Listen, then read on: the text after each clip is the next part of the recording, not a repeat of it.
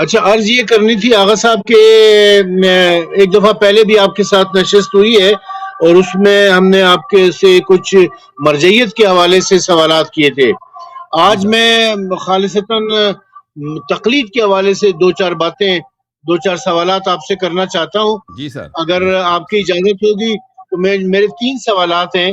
تینوں سوالات اکٹھے آپ کی خدمت میں پیش کر دوں یا ایک ایک کر کے پیش کروں، جیسے آپ حکم آپ کریں گے. جیسے آپ کی مرضی، جیسے آپ کی مرضی ڈاکٹر صاحب. اچھا، پہلا سوال میرا یہ ہے کہ ایک حدیث ہے جو ہم پڑھتے ہیں، احتجاج تبرسی میں بھی یہ حدیث ہے اور ہر مجتہد کی توضیح المسائل میں بھی مل جاتی ہے، جس میں امام حسن عسکری علیہ السلام نے فرمایا ہے کہ فقہا میں سے ایسے افراد جن میں یہ کوالٹیز ہوں ان کی تقلید کرو. ان کی تقلید کی طرف ہمیں ایڈوائز کیا گیا ہے کہ ان کی تقلید کرو. یہ امام حسن عسکری علیہ السلام کی حدیث ہے جو احتجاج تبرسی میں ملتی ہے ہمیں. جی سر اگر یہ حدیث صحیح تو پھر اس حدیث کے ہوتے ہوئے آپ کی جتنے بھی دلائل ہیں ان دلائل کی پھر کوئی حیثیت باقی نہیں رہ جاتی، کیونکہ جی ہمارے لیے امام کا قول سب سے مطلب اول ہے. امام نے جو فرما دیا ہے ہم نے تو پھر اسی کی بات ماننی ہے. اور اگر یہ حدیث ضعیف ہے تو آپ مجھے بتا سکتے ہیں کہ اس حدیث میں کیا ضعف ہے، کیوں یہ حدیث ضعیف ہے، کس وجہ سے اس کو ہم ضعیف کہیں گے. اوکے اگر آپ اس کا جواب چاہتے ہیں تو دیکھیں، اس کا جواب تفصیل سے بھی دیا جا سکتا ہے. تو کیونکہ یہ حدیث بڑا اہم حدیث ہے، تو آپ کو تاکہ آپ کو اچھی طرح سے سنائی دے، آپ دوسرا تیسرا سوال بھی کر دیں تاکہ پھر میں آپ کو جانے دوں، تاکہ آپ اچھی طرح سے سن لیں تسلی سے، کیونکہ اس طرح آپ کے لیے سننا مشکل ہے. جی بسم اللہ کریں. دوسرا سوال کیا؟ دوسرا بسم سوال اللہ. میرا یہ تھا کہ اگر ہم تقلید نہیں کرتے ہیں تو اس کا مطلب یہ ہوا کہ پھر ہمیں خود ہی قرآن اور حدیث کا اتنا علم حاصل کرنا پڑے گا کہ ہم خود قرآن اور حدیث سے استنباط اور استخراج کر سکیں. لیکن دور جدید میں لوگوں کے پاس اتنا ٹائم نہیں ہے. لوگ دنیا داری میں مشغول ہیں، نوکری ہے، کاروبار ہے، دیگر دنیاوی تعلیم حاصل کر رہے ہیں. ہمارے پاس اتنا ٹائم نہیں، لوگوں کے پاس اتنا ٹائم نہیں کہ وہ قرآن اور حدیث کا اس حد تک مطالعہ کریں، اتنا ڈیپلی جائیں اور ایسے وہ علوم جو قرآن اور حدیث سے استنباط اور استخراج کرنے کے لیے ضروری ہیں ان سب کا علم حاصل کریں. تو ایسی صورت میں ہمارے پاس دوسرا کوئی راستہ نہیں ہے کہ یا تو ہم وہ سارے علوم حاصل کریں یا پھر ہم تقلید کر لیں، کیونکہ ہمیں سمپلی وہاں سے مسائل جو ہے نا وہ آسانی سے مل جاتے ہیں. جی سر. نمبر 3. اور تیسرا میرا سوال ذرا سخت ہے، مجھے امید ہے کہ آپ اس کو برا نہیں مانیں گے اس کے حوالے سے. وہ یہ ہے کہ چونکہ آپ امریکہ میں بیٹھے ہوئے ہیں اور امریکہ جو ہے وہ ایران کا مرجعیت کا اور تقلید کا مخالف ہے، کیونکہ وہ یہ جانتا ہے کہ اس نظام مرجعیت کی وجہ سے تشیع ایک مضبوط پوزیشن میں، مضبوط قوت میں. تو آپ امریکہ میں چونکہ بیٹھے ہوئے ہیں تو اس لیے آپ دانستہ یا غیر دانستہ طور پر امریکہ کے لیے استعمال ہو رہے ہیں اور امریکی مفادات کا تحفظ کرتے ہوئے مرجعیت کے خلاف اور تقلید کے خلاف بات کرتے ہیں. اوکے سمجھ گئے. ہم آپ کے تینوں سوالوں کے جواب دیتے ہیں. تھینک یو ڈاکٹر صاحب، بہت مہربانی آپ کی. تھینک یو سر، اللہ آپ کو عزت دے. اوکے ان کے پہلے سوال کا جواب یہ ہے میرے محترم ناظرین، جو حدیث تفسیر امام حسن عسکری علیہ الصلاۃ والسلام میں ہے. ایک تو دلالت اس کی کیا ہے، پھر دلالت کے ساتھ اس کی سند جماعت مجتہدین کے ساتھ کیا ہے. میرے نزدیک تو یہ حدیث صحیح ہے، جماعت مجتہدین کے نزدیک البتہ یہ حدیث ضعیف ہے. حدیث ضعیف ہے.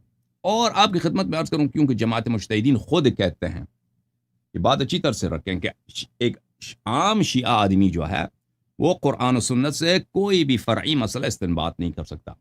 قرآن و سنت سے کوئی بھی فرعی مسئلہ استنباط نہیں کر سکتا، کیونکہ حدیث کی متن کو سمجھنے کے لیے اور حدیث کی صحت کو سمجھنے کے لیے ان دونوں کے لیے اجتہاد کی ضرورت ہے. اور مقلد جو شخص عام آدمی ہے وہ اجتہاد سے عاری ہے، اجتہاد سے اس کے ہاتھ خالی ہیں. نہ وہ کبھی کہہ سکتا ہے کہ حدیث صحیح ہے، اس کو وہ کیسے پتہ چلا کہ وہ اس کو حدیث صحیح ہے؟ وہ تو کسی اور کی تقلید کرے گا کہ وہ فلانے نے کہہ دیا کہ صحیح ہے تو صحیح ہے، فلانے نے کہہ دیا یہ غلط ہے تو غلط ہے، یا ضعیف ہے تو ضعیف ہے. یا اس کی متن بھی وہ نہیں سمجھ سکتا. اسی لیے تو وہ کہتے ہیں تقلید ضروری ہے، کیونکہ حدیث کی صحت اور حدیث کا جو دلالت ہے اس کو سمجھنے کے لیے تقلید کی ضرورت ہے، اجتہاد کی ضرورت ہے، اجتہاد کی ضرورت ہے. اور ہم بات ہو رہی عام آدمی کی، تو لذا اس حدیث سے عام آدمی کے لیے قیامت تک آپ تقلید ثابت نہیں کر سکتے. کیوں ثابت نہیں کر سکتے؟ کیونکہ فرض یہ ہے کہ آدمی عام آدمی ہے، اور عام آدمی کیونکہ وہ مجتہد نہیں ہے، لذا وہ نہ اس حدیث کے صحت کو حاصل کر سکتا ہے کہ حدیث صحیح ہے، اور نہ اس کے لیے یہ بات ثابت ہو سکتی ہے کہ یہ حدیث کہہ کیا رہا. یہ بات سمجھ آئی؟ تو یہ حدیث جماعت مجتہدین کا مبنا اتنا بے وقوفانہ، اتنا احمقانہ ہے کہ انہوں نے اپنے لیے یعنی اپنے لیے اجتہاد تقلید کو عوام کے لیے ثابت کرنے کے لیے قرآن و سنت سے ہمیشہ کے لیے اپنے دروازے بند کیے ہیں. پہلی بات یہ. دوسری بات، اب یہ باتیں سب بکواس ہے جماعت مجتہدین کے، ہم ان باتوں کو نہیں مانتے، اور آپ یہ بدیہی باتیں ہیں کہ باتیں غلط ہیں. ہمارے نزدیک یہ حدیث صحیح ہے، مجتہدین کے نزدیک یہ حدیث غلط ہے. لیکن اس حدیث کا محتوا کیا ہے؟ اگر ہم کہہ دیں یہ حدیث کا محتوا کیا ہے، پہلے ہم اس کے محتوا پہ بات کر رہے ہیں، پھر آپ کو بتائیں گے کہ مجتہدین تقریباً سب بالاجماع تقریباً کہتے ہیں حدیث ضعیف ہے. اچھا، تقریباً بالاجماع، اور جو اہم مجتہدین موجودہ دور کے. حدیث کا متن یہ نہیں کہہ رہا میرے محترم ناظرین. اب میں نے اس کے متعلق، اس حدیث کے متعلق تقریر کی ہے اسی سیریز میں، جو تقلید والی سیریز ہے، اگر آپ اس میں دیکھ لیں آپ کو اچھی طرح سے پتہ چل جائے گا اس حدیث کا محتوا کیا. ملاحظہ فرمائیے، یہ کتاب ہے کتاب تفسیر امام حسن عسکری علیہ الصلوۃ والسلام، چھاپ مدرسۃ الامام المہدی علیہ السلام. یہاں پر ملاحظہ فرمائیے، آپ کی خدمت میں صفحہ نمبر 298 میں یہ حدیث شروع ہوتی ہے. صفحہ نمبر 298 میں قول اللہ عز و جل، اللہ تعالیٰ کا ایک فرمان ہے سورہ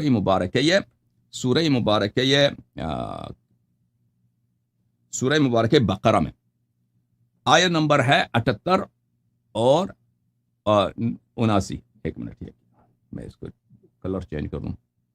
آیا یہ کہہ رہی ہے بھائی، وَمِنْهُمْ أُمِّيُّونَ، یہود و نصارہ میں سے کچھ ایسے لوگ ہیں جو ان پڑھ ہیں. یہود و نصارہ میں سے کچھ ایسے لوگ ہیں ان پڑھ ہیں. لا يعلمون الكتاب الا امانی، وہ تورات و انجیل کو نہیں سمجھتے مگر ان کو کچھ وہم و گمان ہے کہ تورات میں یہ لکھا ہوگا، انجیل میں یہ لکھا ہوگا. ان کو خود نہیں پڑھ سکتے، وہ ان پڑھ لوگ ہیں.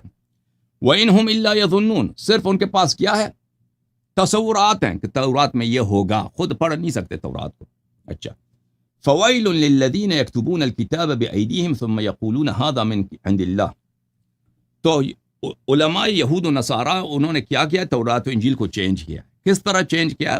یہ حدیث اسی کے متعلق بات کر رہا ہے کہ انہوں نے تورات و انجیل میں جو نبی پاک صلی اللہ علیہ وآلہ وسلم کی تشریف آوری کی نشانیاں ہیں اور ائمہ اطہار علیہ السلام کی نشانیاں تورات و انجیل میں، ان کو چینج کیا ہے تاکہ ان کے عوام مسلمان نہ ہو جائیں، شیعہ نہ ہو جائیں، تاکہ ان کے جو مرید ہیں، پیروکار ہیں، ان سے تحفے ملتے ہیں، ہدایہ ملتے ہیں، وہ مسلمان نہ ہو جائیں، شیعہ نہ ہو جائیں.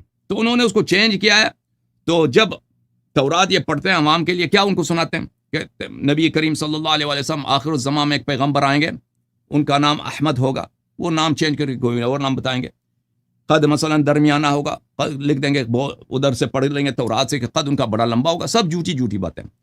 وہ مثلا اس شہر میں آئیں گے، وہ کسی اور شہر کا نام لیں گے، ٹھیک ہے نا، تاکہ وہ عوام کو یقین ہو جائے کہ یہ پیغمبر وہ پیغمبر نہیں ہے، اور امیر المؤمنین علیہ الصلوۃ والسلام اس پیغمبر کے وصی نہیں ہے جن کی بشارت کس نے دی ہے؟ موسیٰ علیہ السلام نے دی، انبیاء سلف نے دیا. اچھا، یہ کس لیے کرتے ہیں اس کام کو؟ لیشتروا بہ ثمنا قلیلا، تاکہ دنیا میں ان کو کوئی منفعت ہو، ان یہود و نصارہ کے علماء کو دنیائی منفعت ہو. فویل لہم مما کتبت ایدیہم وویل لہم مما یکسبون. تو ان پر جو وہ قرآن، جو تورات و انجیل کو چینج کر کے لکھتے ہیں، اللہ کی لعنت ہے ان پر چینج کرنے پر، اور اللہ کی لعنت ہے جو پیسے ان کو ملتے ہیں اس پہ بھی اللہ کی لعنت.